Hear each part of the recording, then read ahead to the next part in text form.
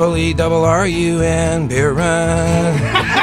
B-double-E-double-R-U-N beer run. All we need is a 10 and a 5 or a car and a key and a sober driver. B-double-E-double-R-U-N beer run.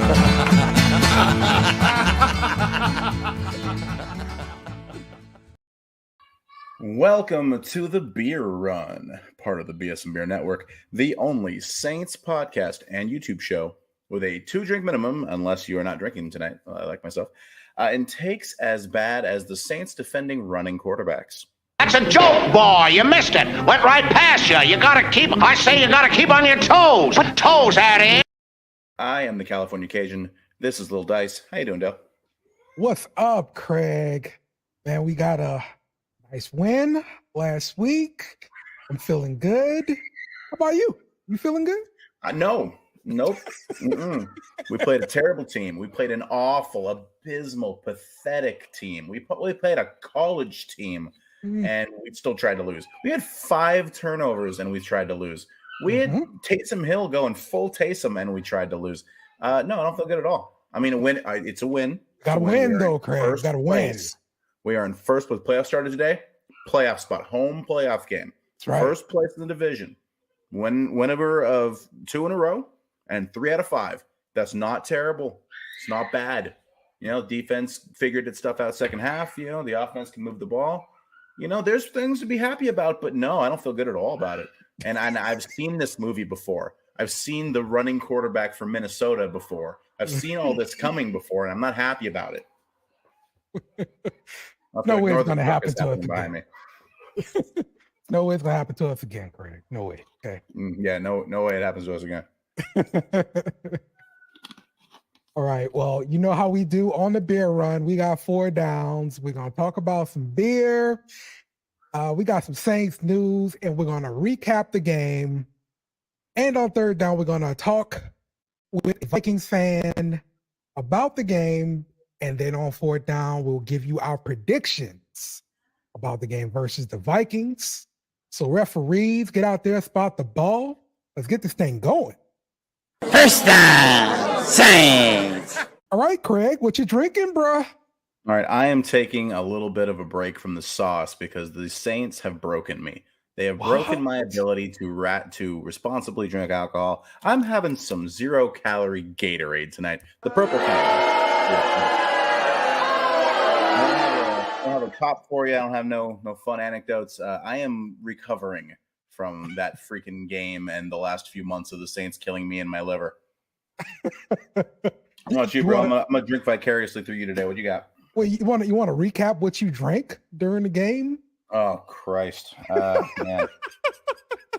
I think I was keeping up with a list. So I had some Stone Delicious IPA, one of my favorite beers in the world. I had some Hazy IPA, also from Stone. We had a couple of Miller Lights. I was drinking the Ponchatoula Strawberry Whiskey from Hardhide, which apparently sponsors every Saints podcast except us. Yeah. Yeah. And then we ran out of that. I think there was some Maker's Mark was the bourbon we went to after that. There was one other kind of beer that we were having before. I think it's the last of those Oktoberfests. I had like 30 drinks for that game, and it's probably why I'm having Gatorade 2 days later. Wow. Wow. Okay. It's not good, man. You get the Saints are not good for my health. All right. Okay. Well, I am going to save us both. Okay, because I have Bourbon Love Honey from Lost 40 Brewing, a small batch beer here. It's pretty good. Let's see how it sounds. Okay. All right. But do they have a sponsorship with you? I feel like you're getting their stuff every other week. They Lost 40. Holla at your boy. Okay. Yeah, every other week until you buy a 6-pack of Oktoberfest and then milk it for 2 months. 2nd down. Let's talk about some Saints news. The Saints signed defensive end Jordan Willis to the practice squad. He had 5 sacks over 19 games. Last played for the 49ers. So what do you think about this signing? Yeah, man, I don't care. That's because Foskey's hurt. Like, this is bottom of the rotation stuff. It's not going to be an impact. You know, unless he does something cool, in which case I love you, sir, and thank you for your service. but I'm assuming it's going to be a rotational piece, and he's not going to see a lot of field. So which is fine. That's his role. You know, you said Foskey is hurt. So he said it was a quad pull or something like that. They said it was very serious. He might be back after the bye week, so it's not a huge deal. It's not like we were counting on him anyway. It's not like he's Peyton Turner. Yeah. Speaking of Peyton Turner, I'm going to hit this drop here. Bust alert. Bust alert. Bust alert. Yes. It goes on a little bit too long. All right, so our listeners are probably irritated as am I with these sound drops. But that's warranted. I mean, what do you want from me, man? It's warranted. He's shown flashes and hasn't been able to stay on the field and gotten into fights at practice. Like, you know, what do you want me to do? Yeah, there you go. Hey, I mean, you said, you know, we are really good at drafting defensive backs.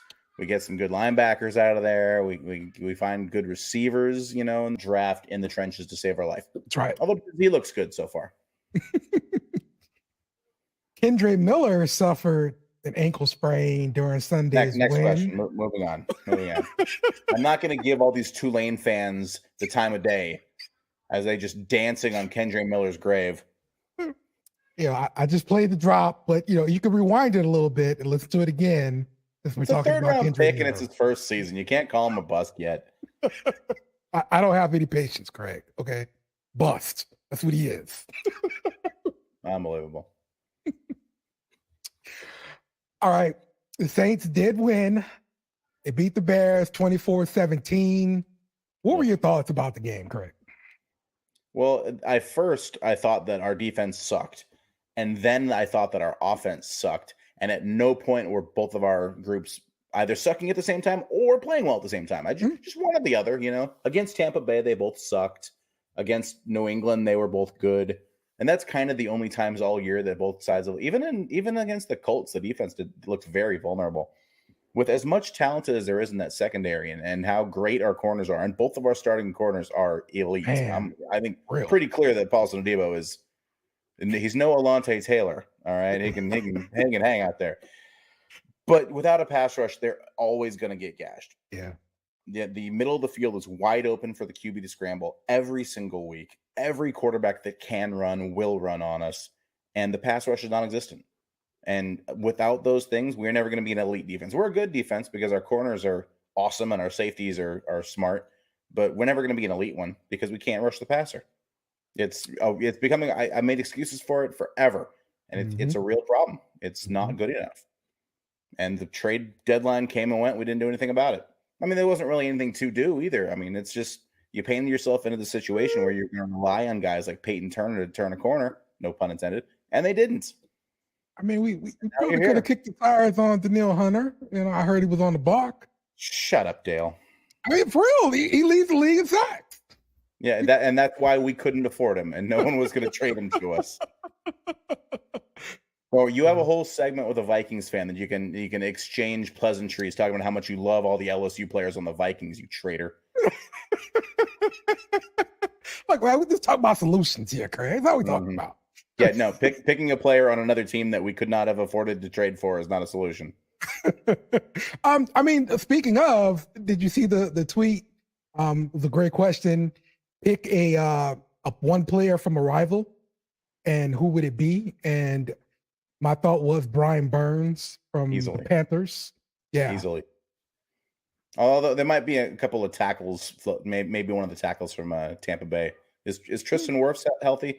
That might be a solid one too. Maybe. But yeah, you add a Brian Burns to this defense, and all of a sudden we're good again. Yeah. Oh, there you go. So Taysom Hill, big game, one passing touchdown, 11 carries, 52 yards, 4 catches, 14 yards, and 1 touchdown. Yeah, it's really going to hurt his rushing average. That was lower than his career average of 6.2 per carry. So he's hurting his average by still being the best player on our offense. Well, I mean, what do you want? We lined up in that QB power where they played design to throw the ball to Colin Saunders, which, oh my God, that was so fun. But Taysom saw that it wasn't there and went through his reads and found an open guy and threw a touchdown pass. And then later on, he caught a touchdown. And we all know he can run in touchdowns. He's just so fun. He's just so fun. It's fun to watch Taysom Hill play football. I like it. If you don't like it, I don't know what to tell you, man. If you're hung up on his contract or you think it's a gimmick player, then I don't know, man. Maybe you play too much Madden because that's a football player. If you line him up an outside linebacker, I guarantee he's making some tackles. You know, I'm interested now. I need to get Madden and play with Taysom and see what happens. Injuries, and you can just run him every day. Yeah, I'm interested, for sure. So we saw Olave kind of break out of his slump. And he had the same number of yards this week as last week. Well, but it looks like he's on the same page with Carr. Yeah, sure. All it took was getting Michael Thomas no catches to finally get that spoiled brat a few touches. Yeah, cool. He went 6 for 46 and a touchdown. Nice catch on that touchdown. Right, exactly. I want them to be on the same page. I like the energy I saw from him. This is probably his first time dealing with any kind of adversity. So I'm glad to, see him produce this next game here. So yeah. Yes, and speaking of the wide receivers, a great example of why the box score won't tell you everything is both Shaheed and Thomas opened up a ton of the offense without getting touches themselves. Yeah. Michael Thomas was double teamed every time they got near the red zone. There was safety help over the top every time Shaheed was lined up out wide. So without even touching the football, they're using what they've established at being good at to affect the defense, how they're lining up, how they're defending, how they're positioning themselves. Still helping. You get a lot of underneath stuff. The tight ends were very active. Getting the stuff to Kamara, getting the stuff out quick. All that works when you have the safeties bailing and an extra guy floating over Michael Thomas. So still helping. I'm not happy with the second half offense because we couldn't run the football. But I'm not upset about the passing offense. The passing offense has absolutely gotten better. Look, Taysom is our running game this season. Yeah. That is the running game. And look, and I love Taysom as much or more than most of everyone, but he's not going to hold up getting 10 carries a game the rest of the year. It's just too much. It's too much of a pounding. Yeah, we need to establish a traditional running game to help out the offense and as a whole. So Taysom's a little bit like Jaden Daniels from LSU, where he gets hit hard way more often than you want someone who throws a football to get hit that hard. Yeah. And, which is great when he's pounding the ball as your goal line running back, essentially. But if you're going to be relying on him to be your running game, he's not going to hold up the rest of the year. There's too much. And then I know everyone wants him to get the ball more. I do too. But I want him to be healthy for the playoffs, which we are currently on track to make. Playoffs, yeah. Yeah, we're gonna get there. This division is trash, and we got too much talent. We're gonna get to the damn playoffs, and I want to have a Taysom Hill, because at any given time, Taysom can take over a game, and the defense can do enough. We can win a playoff game just on Taysom going nuts and the defense playing well. We just got to get there, and I don't know if we get there if we run guys into the ground.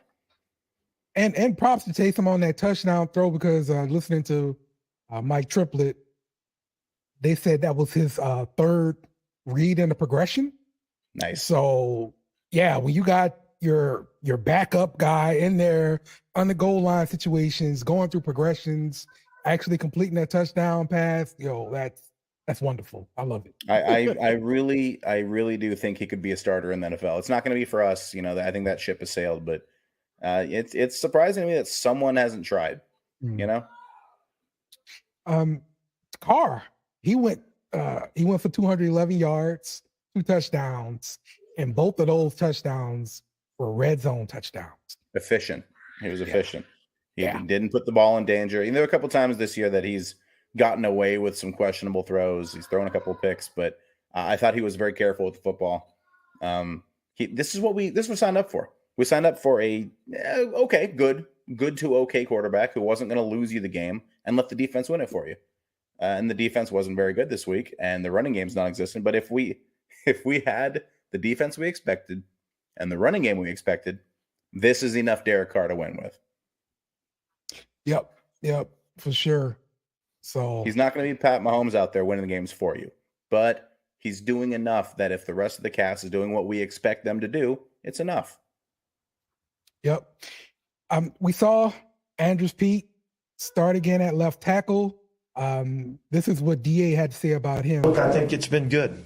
I think he's performed well. So I think that move with him at left tackle, I think's been a good move for us. What did you choose to keep? So what did you think about? Shut up, Dennis Allen. You guys have relegated him to being a guard and then tried everybody else first. And now oh, hey, by the way, maybe this guy that was a left tackle his entire career in college and high school, maybe we should try him at left tackle again. And we're only doing it because of injury. We hadn't figured this out 5 years ago. Shut up, Dennis Allen. But tell me, since Pete has looked like the best left tackle we've had, and he's actually looked pretty okay, what would you do with him after the season? I mean, are you going to re-sign him? Oh, God. Oh, man, that is way too early to make that kind of call because his health is the issue. Mm-hmm. He's been a good guard. He's currently being a good tackle. But the issue has never been him being good. The issue is him staying on the field. And if he runs the rest of this season healthy, cool, awesome, man. I'm happy about that. But I don't expect him to. And who knows if that means he's going to be healthy next year. You can't invest in him. He's already old. He's not, not old, but he's not a young guy. He's not on the right side of this injury situation that he's had. If you could promise me he was going to play like this next year, yeah, I'd extend him. I'd throw some money at him, but I can't promise that. I can't expect that. There's no reason to expect that. Okay. I'm thinking I'd probably go ahead and lock him up. But if you do it early, you get a discount, right? I just don't know, man. You already invested a first round pick in who you think should be your left tackle next year. Mm-hmm. So, if you sign Pete to keep him at left tackle, are you giving up on Penning? And if you're giving up on Penning, yeah, it means you're still drafting an O-line high. You're still drafting a guard because Garcia and Salvaderi and Hurst are not the answer to start there either. So we haven't tried Penning at right tackle before. And then, you're hoping that Ram falls off, I guess. Well, you got to start planning for that because he is falling off. Yeah, you're not wrong. So he played all right this week. He did. You know what it's been is the pass pro has been pretty good at the run. The run blocking is not there. They're not getting the push. They're not digging anybody out. Nothing in the run game. Yes, absolutely. It's troubling because that's what I would have expected us to be better at. Pete was been a bulldozer at guard for years. McCoy's a good run blocker. He gets the second level well. Ruiz has never been a brawler. He's always been more of a technique guy. Ramczyk has just been an all-pro and fallen off a cliff. I expected us to run the ball well, and we're just not. Yeah. Any more thoughts on offense while I move to the defense here? You know what? I'm not as sour on it a couple days after as I was day of. Mm-hmm. The pieces are there. We got to be more consistent. Yeah. We play better on the road as a whole. So hopefully that carries over to the offense and we keep clicking. Okay.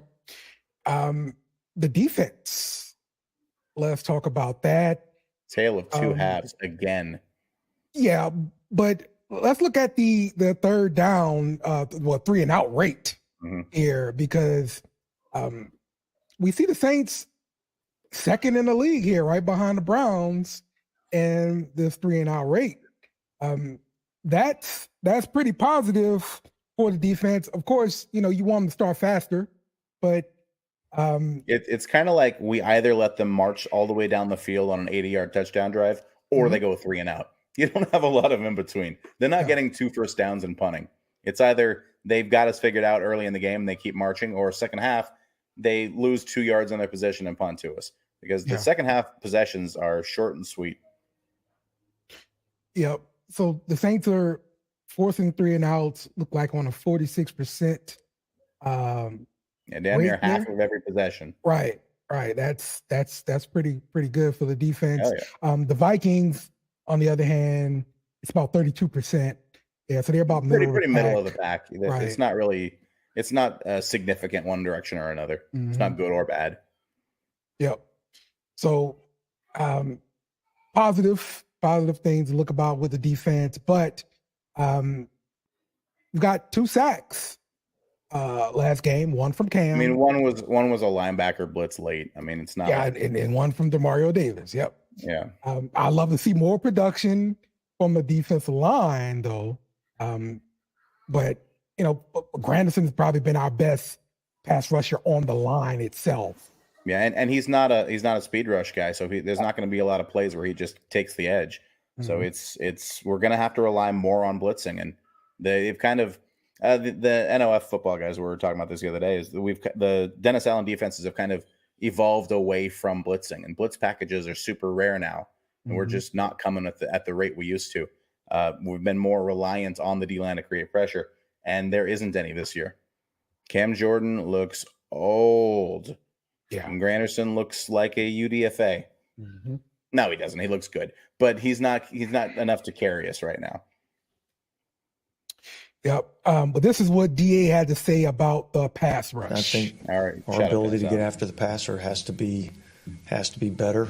We can't let quarterbacks run the ball on us, and yet we have to be able to get pressure on them, get them off the spot, things like that. So if we create some one-on-ones, we expect our guys to win some one-on-one matchups.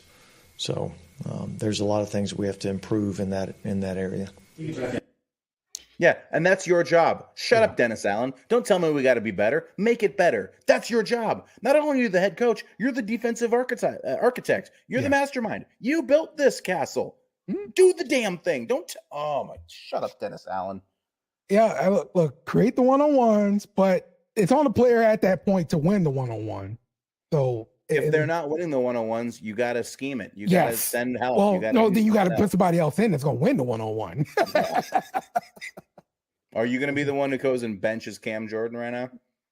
I mean, all right. Admittedly, Cam Jordan is still drawing double teams. The opposing team doesn't know that he's falling off. They're still putting guys on him. I'm with that. That's no problem with that. I like getting double teams and stuff like that. But again, that's part of the scheme too to create those single matchups on the line. But again, it's going to be I'm coming off really negative today, and I'm not as negative as I sound. The second half adjustments continue to be the strength of this team. The defensively specifically, it's the tonal shift. Whatever Dennis Allen does at halftime for years has been so good. It's changing the complexion of games this year. Some stat where we've given up like 5 or 6 more touchdowns in the first half than the second half. Oh, okay. So if you're winning early, you have to be winning early. You're not going to play catch up. The only time that we let somebody come back on us was Green Bay. Quarterback was hurt.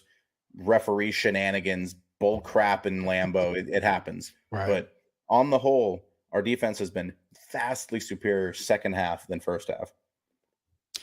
Well, we always talk about the pass rush, but the pass rush when it comes to a mobile quarterback, can you actually go all out and try to get him down like you would a normal quarterback? This is what DA had to say about that. So a few play actions and some boots and things like that. So you're going to have about 25 to 30 plays in the game that, you got to be able to rush the passer with some lane integrity. And I don't care whether it's the first half or the second half. We've got to do a better job, with our lane integrity and keeping quarterbacks in the pocket and still being able to, get pressure on them and make them have to spit the ball. Yeah. So, admittedly, what else is he supposed to say, right? All he can say is that we're going to have to do it better.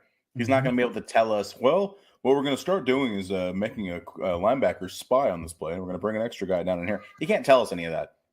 So all he can tell us is that we're going to play better. But hearing every week, oh, we just got to do it better. Oh, we just got to do it better. It's infuriating. It is it's frustrating because even if he is making changes, and it doesn't seem like he is, even if he is making changes and things are getting better, and he's figuring out how to deal with this situation that has plagued us for years, just saying we got to play better is not good enough. I hate that. I hate that so much. That's akin to Sean Payton's, I like the guys we have in this room, or we got to stay the course. We just got to keep doing what we're doing. I hate all those tread water buzzword phrases are the worst. Yeah, I'm with you on that. The defense as a whole had 5 turnovers last game. Adebo was responsible for 3 of them. What a stud. What a great game he had. Really. Brilliant. But my problem is we only won the game by 7 points. What the hell? Yeah. We had 5 turnovers. We scored on 1 of them. That's we had 3 turnovers in the fourth quarter, and we couldn't put that game away. Yeah. Winning is better than any kind of losing. There is no moral victory in a defeat that feels better than an ugly win. An ugly win is still better. And this was an ugly win. We played like crap because someone explained this to me. I know how Saints fans are. I know how New Orleans is. I know the energy in the Superdome. Why do we suck at home? Why are we better on the road? I'm dead serious. We are a much better football team on the road than we are at home, and I don't know why. I don't get it. The defense specifically, the defense is much better, leagues better on the road, and I don't know why. It makes no sense to me. Yeah, I wish I knew. I don't get it. You see it, right? Like we go to Indianapolis and we're flying all over the place. We come home and we look flat, and we played bad enough to lose to about 30 NFL teams. And thank God we were playing the Bears. Oh yeah, for sure. So I mean, what do you think? Where do you think the team is right now in the NFC? I mean, I know our record says we're like the 3rd or 4th best team in the NFC. At a certain point, you are what your record says, right? But we're not at that certain point yet because we're playing a shit schedule and we haven't played anybody. We're probably the NFC's weak. We're not as good as Philadelphia. We're not as good as probably Detroit. We're probably not as good as Dallas. We're probably better than Tampa Bay, Atlanta, and Carolina. So that gets us a playoff spot. But it's one of those things, man. The team isn't the team that in week 17 is not the one that we're watching yet. It's still going to evolve.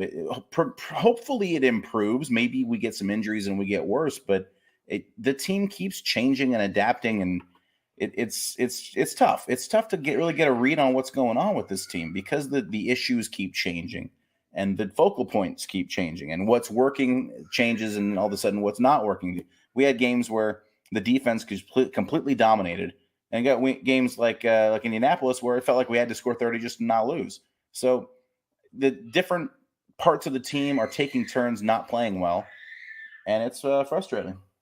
It's hilarious when you look over there. Just trying to maintain all the circus elephants and clowns apparently in this side of my door. Third down for what? The Saints, the Vikings. Joining us here on the Beer Run for Third Down, we've got Ryno from the Vikings Uncensored podcast. You can find them on Twitter at Vikes Uncensored. What's up, Ryno? Oh, not much. Just hanging out here with you guys, and we'll talk a little bit of Viking Saints here coming up. So yes, we will. Yes, we will. So we want to give a chance for our studio audience to welcome in our Vikings fans. There we go. You should feel make nice. Me bring up 2009. Hey, damn it, we will click you off here.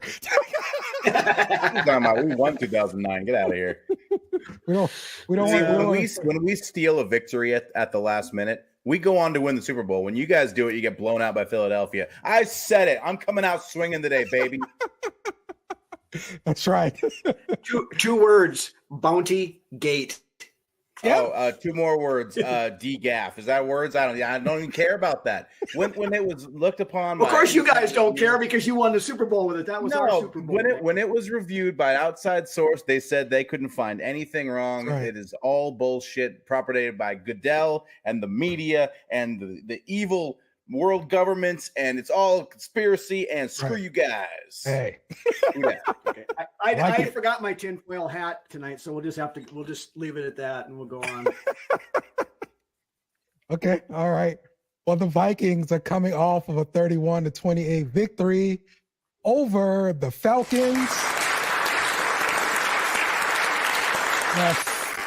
Yes, we all love that when that happens. Atlanta loses is always a good thing. So we do appreciate it's the only time I ever root for the Vikings is when they play in Atlanta. Yes. So talk to me about the previous game. What were your thoughts? Tell you, it was the season we've had so far. It's kind of anything that can go wrong will go wrong. And we started off 0-3. Everybody was turning the ball over left and right. Then got it turned around. We went on. We beat Carolina, beat the Bears, beat the 49ers on Monday night. Kind of got rid of some of that Kirk Cousins can't win on Monday night stigma kind of thing. Yeah. Went into Green Bay and held them pretty well 2 weeks ago, and then of course 9 minutes left to go in the fourth quarter. We lose Kirk Cousins to an Achilles tear. So he's out for the year. Yeah. Coming into Atlanta, we had a 5th-round rookie, Jaron Hall, that was good. None of us really knew what to expect. Mm-hmm. Plus, to add a little extra spice to the mix there, we found out Sunday morning that our All-Pro left tackle, Christian Darrisaw, got a groin injury in practice late in the week and wasn't going to be able to go. So we had a backup left tackle in there with our third-string quarterback. And, game started. Jaron Hall looked the part. I mean, the first drive, he went a little – didn't get too far on it. But the second drive, took the ball and rolled it right on down the field, got down in the red zone, and, play broke down, so he took off and ran, got down to about the 6-inch line and got flattened. When he did, his head bounced off the turf and he got concussion. So we ended up having to turn to the guy that had been here for 4 days. Picked up Josh Dobbs from the Cardinals on Tuesday. Right. I mean, it was at the point where the offensive lineman didn't even know his cadence or anything because they hadn't expected him to play on Sunday. So they're doing quick impromptu, that kind of stuff on the sidelines to get that warmed up. And the coach is basically sandlotting him through the entire game. But, he started out a little shaky, had a safety and a couple of fumbles, but turned it around. And that second half, I mean, it was like I was telling you beforehand there, Dale. I mean, Josh Dobbs became an instant legend for the Minnesota Vikings fans because, the defense, which had played pretty well all day long, was getting gassed at the end there. Okay. Falcons went down and got a touchdown. And we're sitting there like there's no way that Josh Dobbs is going to be able to lead us back down for a touchdown with 1.5 minutes to go. And like I joked on my show last night, anybody that had Josh Dobbs winning the game against the Atlanta Falcons on the last minute touchdown on your bingo card, you win because right. But so it showed a lot about our team and what kind of grit and that next man up mentality that Kevin O'Connell is building here as the head coach. It's the guys play for each other. They got each other's backs, and I was thoroughly impressed on Sunday. I really was. Yeah. Look, impressive. The guy comes in off of another team and basically leads you guys to victory. I mean, that was amazing to me from Dobbs. Props to him, man, for sure. You guys had some injuries though this last game. besides your backup quarterback. KJ Osborne got carted off. You got an update on him? And I think he is in concussion protocol also, so questionable as to whether or not he's going to be available for Sunday. Of course, like I mentioned, Christian Darrisaw, left tackle. He, from what I hear, unless the groin flares up during the week, he'll probably be okay to go next week or on Sunday. The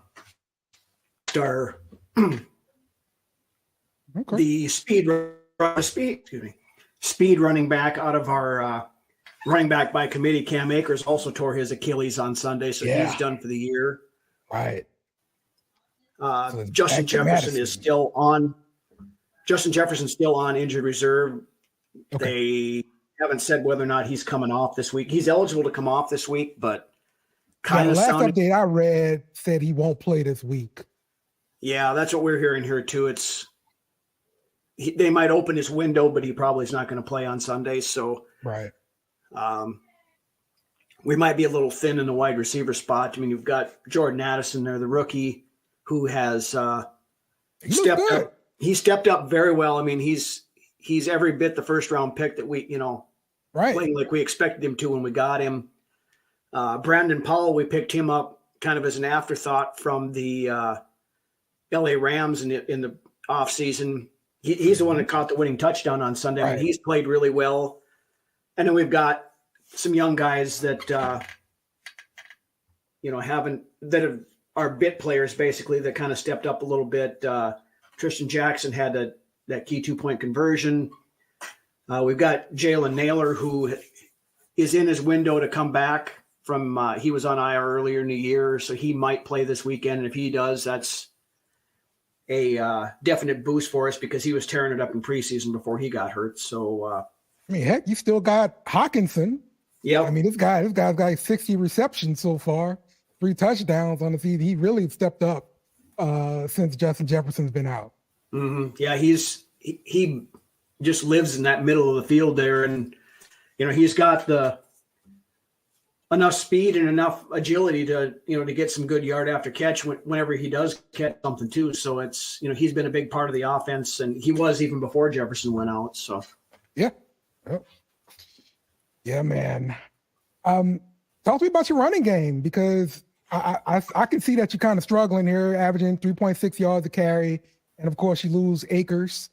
So it's not Madison's show, and I've got him in fantasy. And we are not one to talk about a struggling run game. All right, we ain't allowed to serve anybody that meal. The truth is what it is. It doesn't matter if we're struggling. Our running game has not been very good this year. We started off the year with Alex Madison as our lead guy and struggled through the first couple of weeks, and they made the trade for Cam Akers, and the two of them were making a decent 1-2 punch. Mm-hmm. We've got, of course, now with Akers going out, Ty Chandler, who's a second year guy that's got some burst to him. I expect him to get more playing time this week. Right. Then other than that, we've got the rookie 7th rounder, Dwayne McBride, down on the practice squad. I expect to see him get called up for this week. Okay. I still wouldn't be surprised to see us bring in a running back this week, just for the simple fact that we need bodies, if nothing else, I guess. And I know one to look out for. We had Myles Gaskin, former Dolphins running back, on our practice. He was on the roster and on the practice squad earlier in the year. Then the Rams sniped him off our practice squad. Well, I saw today that they just released him, so it wouldn't surprise me one bit to see him come back. And he knows the offense well enough; he could step in and play this weekend. So I would not be surprised one bit to see him re-signed probably tomorrow, maybe Wednesday or Thursday. Yeah, makes sense. Talk to me about your turnovers, because I've seen that you guys turn the ball over 17 times. You had a -5 differential here on the season. Yeah, it's starting to turn around. At the beginning of the season, the first 3-4 games, it was terrible. I think we were like -11 in turnover ratio there to be at one point in time. I mean, we had guys that never fumble that were fumbling. I mean, Justin Jefferson fumbling a ball out of the end zone for a touchback. TJ Hawkinson had a couple of them that, he bobbled and popped up in the air and ended up getting picked off by a defender. Mm-hmm. And our defense wasn't really causing turnovers either to begin the season. Now, in the last 5 games, we've had at least 1 turnover in each of those 5 games. So the defense has pulled it around and starting to cause more. And then the offense now, of course, last weekend, Dobbs had a couple of fumbles. I mean, we're just going to chalk that up to the guy didn't, just got here and doesn't know everything. So I'm not concerned with that kind of thing. But the offense had been, eliminating those mistakes that we were making earlier in the year. And that's, a big part of what's led to this 5-game winning streak we're on. So, it's just nuts. All your best players are hurt, and you blink and you're 5 and, you got a 5-game winning streak. It started terrible. Now all of a sudden it just everything just lines up, and you guys are playing better with nobody on the field that anyone's ever heard of. You got guys that look like aliens that are actual astronauts over there. They're on the field for 3 days winning games. It's frustrating, and it's probably going to continue because of the running quarterback ability that we cannot stop in any way. Very frustrating stuff because I hate you guys, and I hate that you guys are doing well. What's the word on O'Connell? Are you guys happy about him? Yeah, I mean, of course, he came in last year, after we moved on from Mike Zimmer and Rick Spielman. Mm-hmm.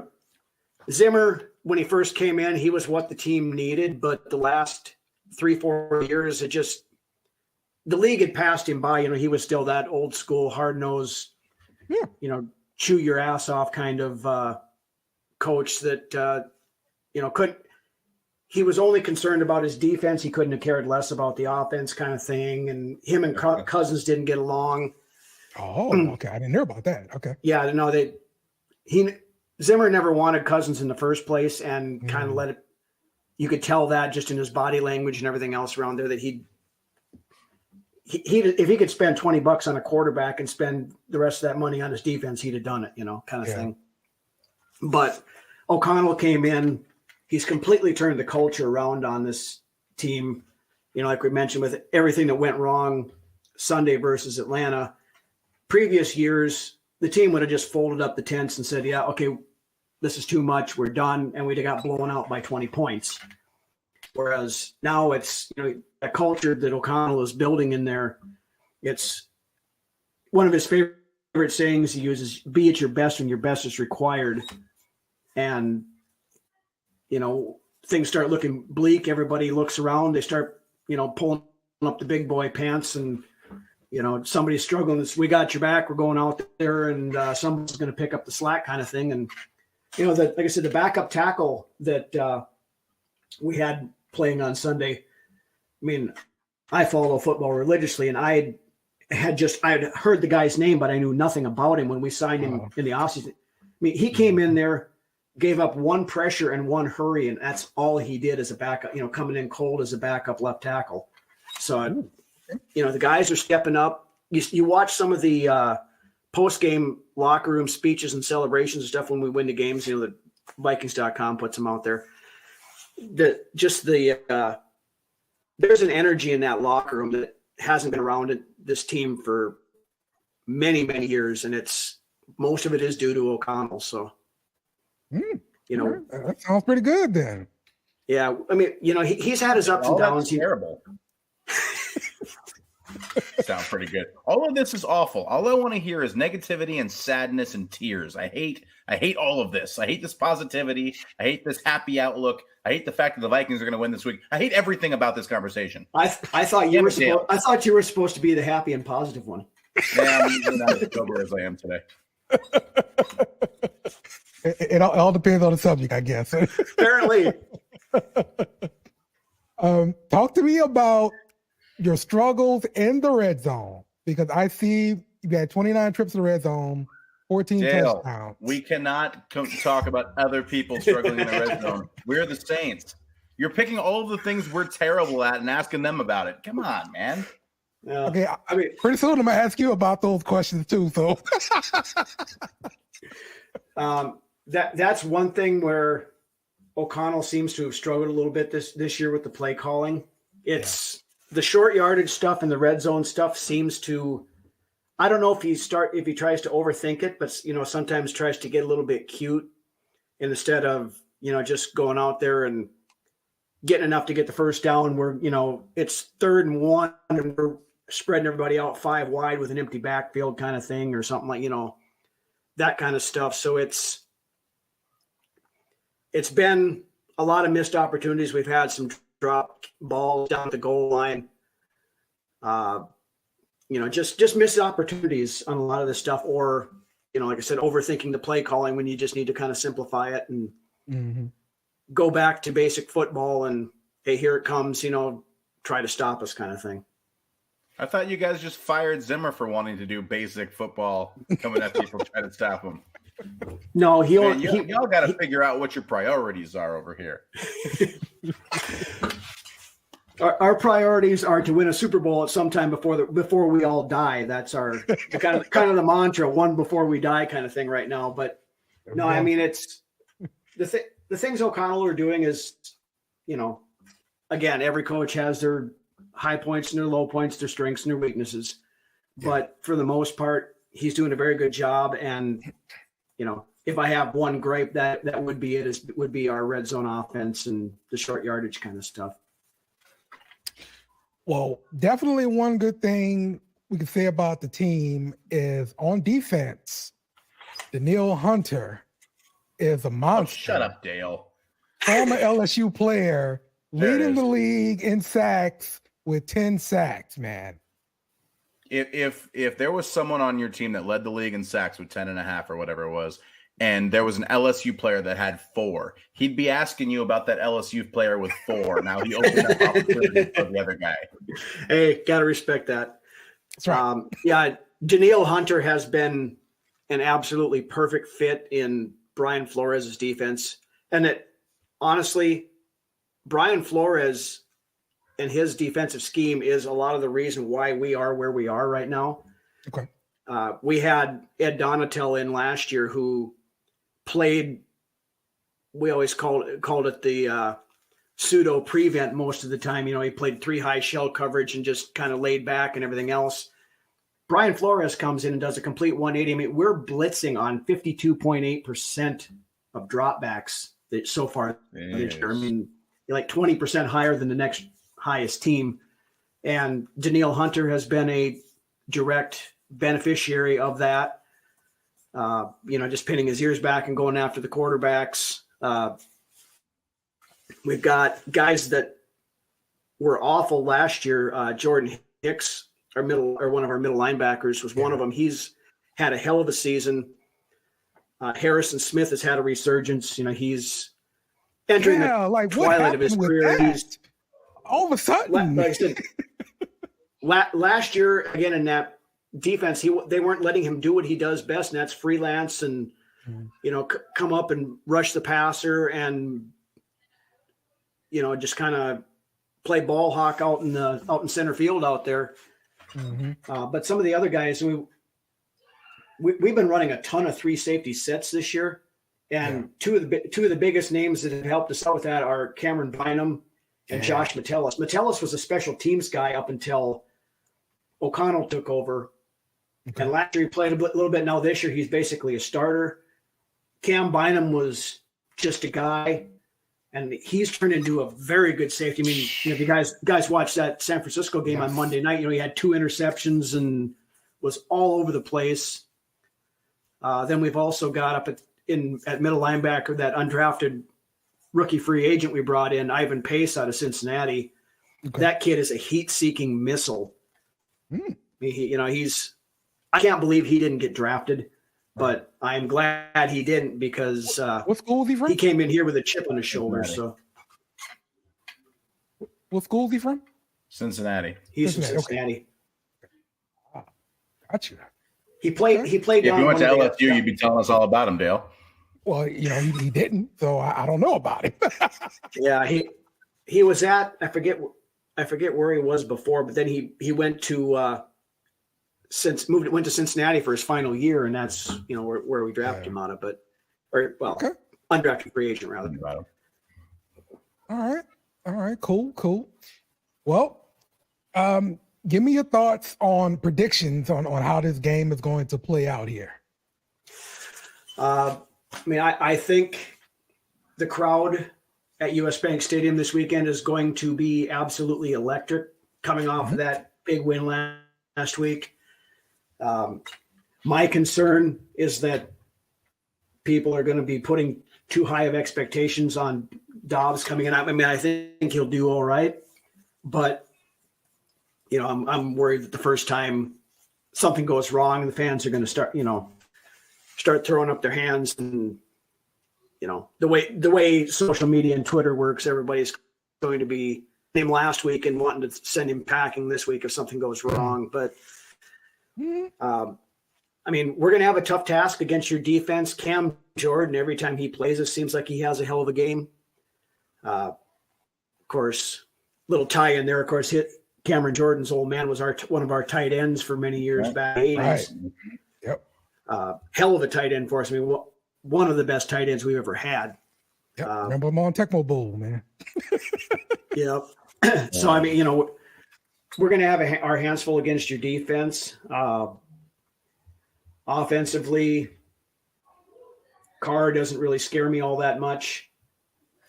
But, and I think with Flores dialing up the pressure and stuff, I think there's a good chance that they could force him to make some mistakes. Now,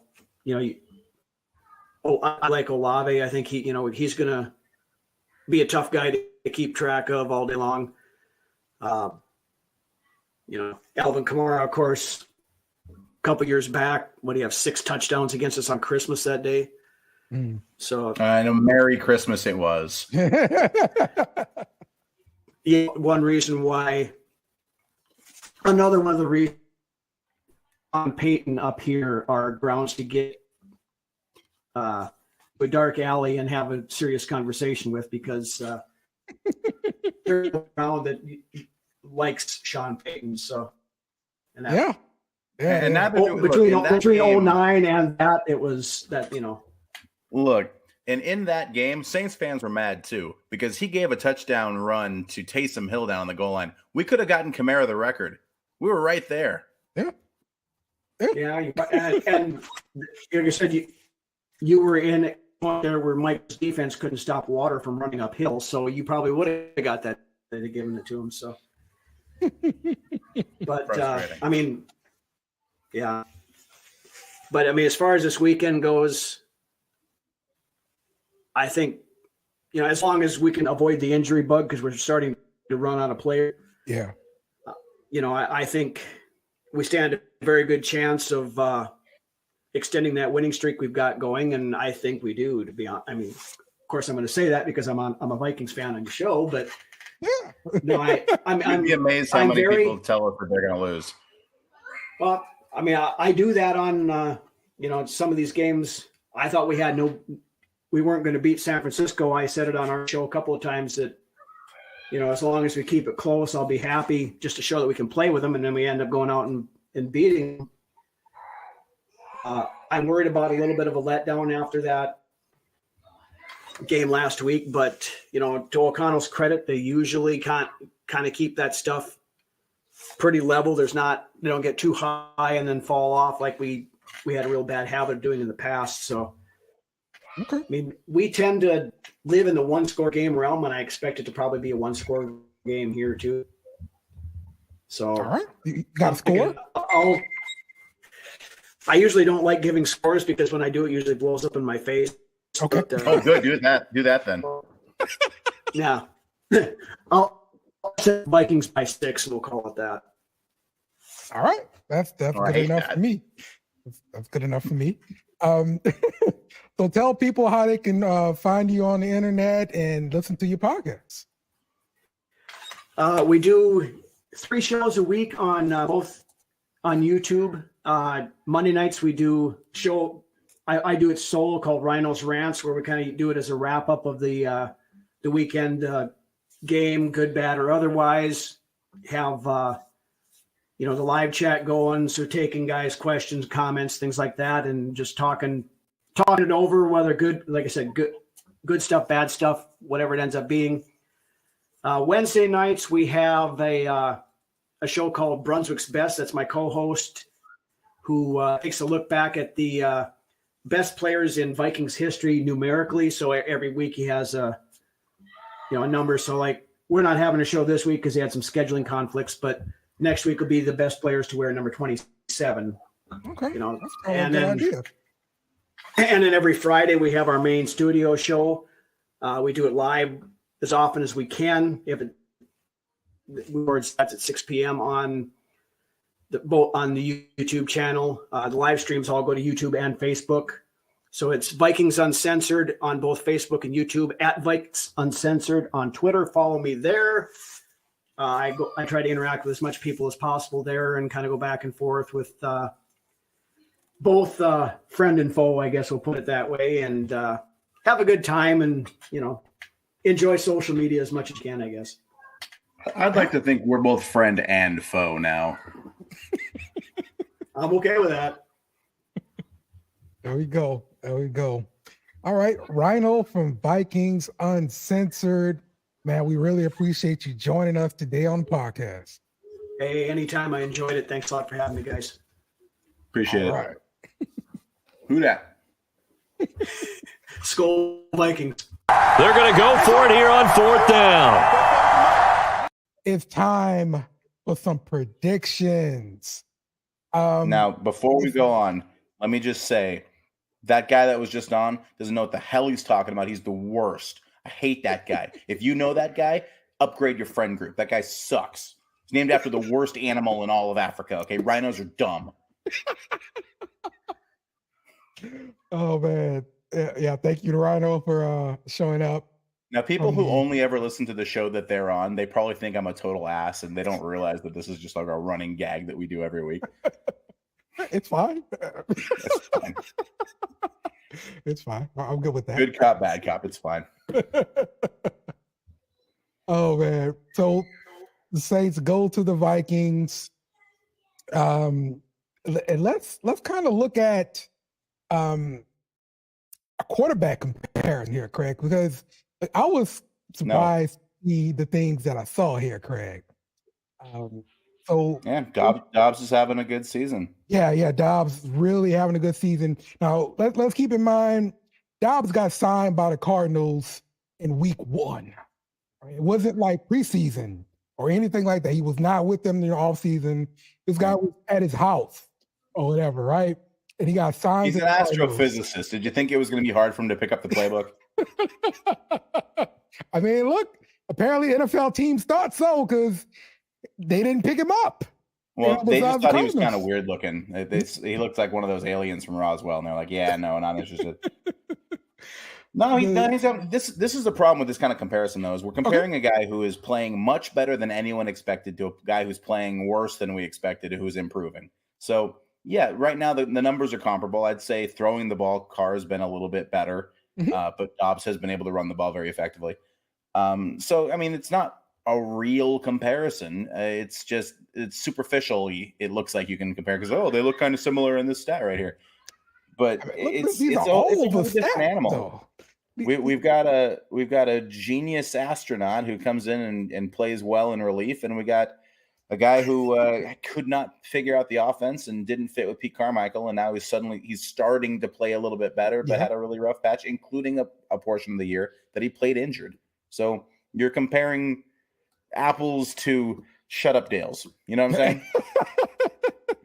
Hey, these are two quarterbacks that's going to face off, and these are their numbers. They don't play against each other, right? They play against the opposing defense. Hey, they're going to be on the field across from each other. At no point will they both be on the field at the same time, unless it's for the coin toss. Yeah, they're going to be on the sidelines looking at each other. Okay, and then one of them's going to go in, and the other one's going to look. Hopefully, they're looking at their little tablets and clipboards, and they're not actually looking at each other. But no, man, the stats here are pretty comparable. And the only reason I bring this up is just because Dobbs got signed in week 1. And then got traded to the Vikings. I know Saints want to make this an indictment on Carr, but this is more of an indictment of nobody picking up Dobbs because he played all right. He played pretty good in the playoffs last year.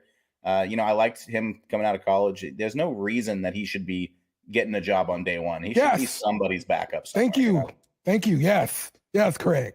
Yes, you finally understand. I don't want him. I would rather have Derek Carr start for the Saints than Joshua Dobbs. Yeah, that's fine. That Dobbs shouldn't have a job somewhere. Right. That's fine. Whoever you want to pick to be a starter, that's cool. But I'm just saying the guy should have been on the team. And look, Mike Tomlin should be fired because he let this guy get away. He drafted this guy. Mike Tomlin should be fired anyway because he tried to trip that guy on a kick return. He's been playing dirty for years.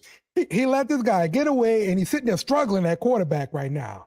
And he would not be struggling if he held on to Dobbs. So. What? The team that drafted Mitch Trubisky, number 2 overall, is struggling on offense with bad quarterback play? Oh, man. Was he number 2 overall? He was up there. So, yeah. So that's the little quarterback comparison. I'm sorry, I forgot to even talk about the actual stats for our audio listeners here.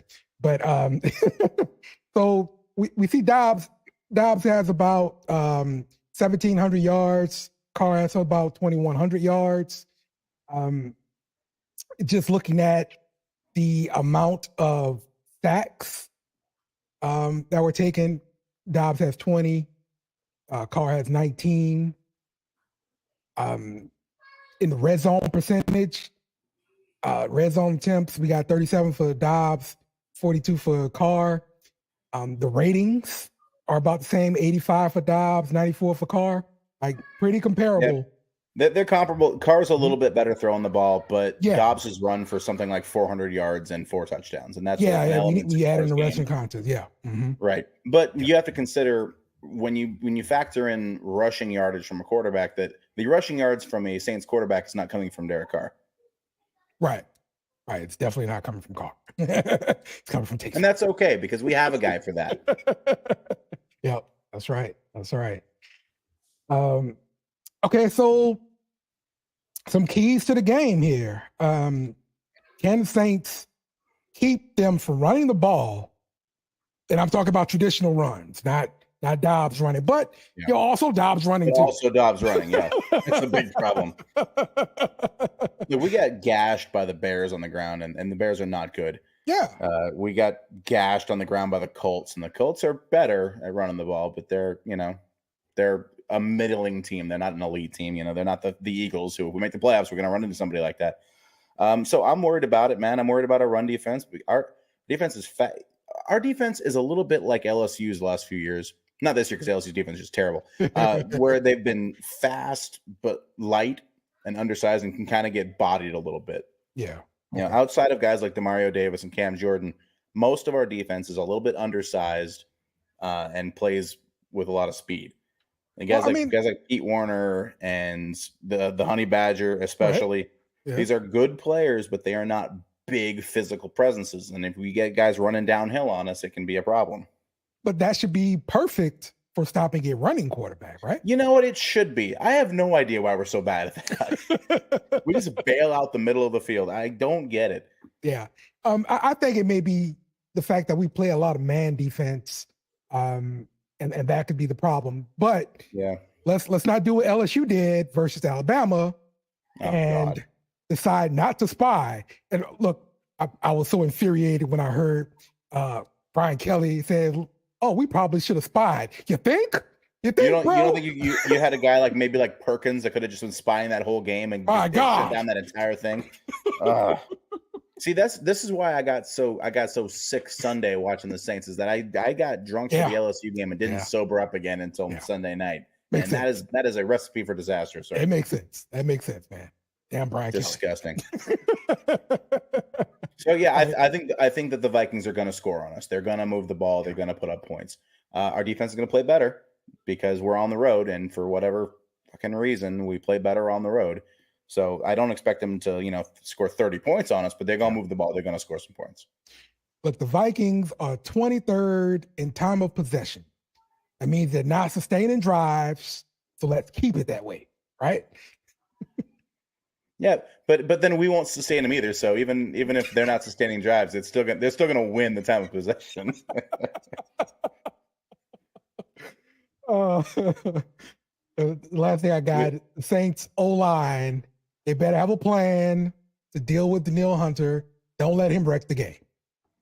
Yeah, the plan is that Juwan Johnson, Foster Moreau, whoever's out there at tight end, will not catch a pass because they're chipping and helping the whole game. That's the plan. Could we see Penning play this game? Jumbo? Yeah, maybe as a jumbo set. I like the idea of putting him at jumbo, but last couple of weeks they were putting Landon Young out there at jumbo. Oh, well, there you go. They're doing my boy dirty. I don't like it. That bust alert, that button. You hold that button, sir. You hold that button. If he's not the starter week 1 next season, then you can hit that button until the cows come home. But right now, you got to just give him some time, all right? No, I don't. All right, man. How do you see this game playing out? I think we're going to score some points. I think they're going to score some points. It's going to be a little more high scoring than some of our games this year. I was pretty sure we were going to lose until I talked with our Vikings fan, and then it reignited the deep hatred that I have for the Minnesota Vikings. Yeah, and I grew up with I'm from LA, so I didn't have a ton of Saints fans around me, and they were kind of a grab bag. Everybody was a fan of somebody in LA, and I had some really close Vikings fan friends who were awful narcissistic douchebags because everyone who roots the Vikings are awful narcissistic douchebags. I hate all of you. Yeah. Your team is garbage. Your state is stupid. Your city is trash. I hate Minnesota. All my homies hate Minnesota. That's right.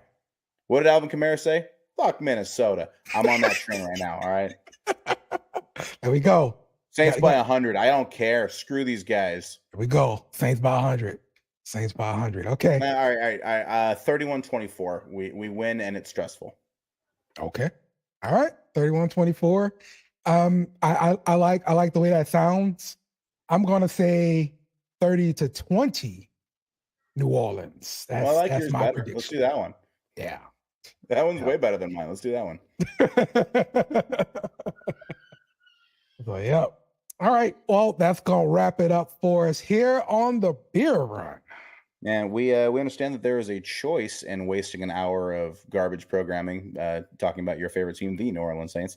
And we're amazed you keep choosing us for the BS and Beer Network, for Dave's Loud Ass Truck, for the Godfather Tomas, for B-Train, for everybody.